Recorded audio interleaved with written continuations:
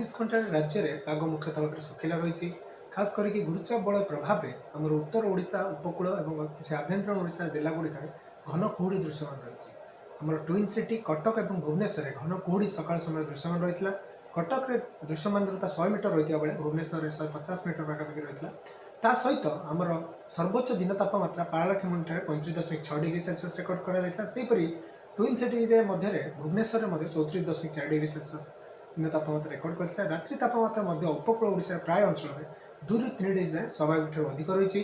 सर्वनिम्न रात्रि तापमात्रा आम Rourkela 14.7 degree Celsius record कर बर्तमान कौन निर्दिष्ट पाणीपागर प्रभाव ना तेणु आगामी 5 दिन जाए राज्य में पाग मुख्यतः भाव सुखिला षष्ठ और सप्तम दिन जोटा कि आम रोच 23 और 24 तारिख में गोटे पश्चिमा झड़ प्रभाव में राज्य केतक जिले में हालुका वर्षार संभावना रही। आगामी जो रोच 2 दिन मुख्यतः भाव गुरुचाप बल जो सक्रिय रही ओडिशा उपकूलस्थ बंगोपसागर अंचल में सक्रिय गुरुचाप प्रभाव में आमर किसी उपकूल पार्श्ववर्ती जिला गुड़िक आगामी 2 दिन जाए घन कुहुड़ी रही संभावना रही। खास करके मध्यरात्रि सकाल समय जो रोचे आम किसी जिले में कुहुड़ी रही संभावना थी दृश्यमान दूरता 200 ରୁ 50 मीटर मध्य सीमित रतिय राजपथ गुड़िक जो जिला गुड़िक घन कुहुड़ी से अंचल यातायात करुवा जानवाहन गुड़िक बाधा उपजार संभावना रही। तेणु से प्रति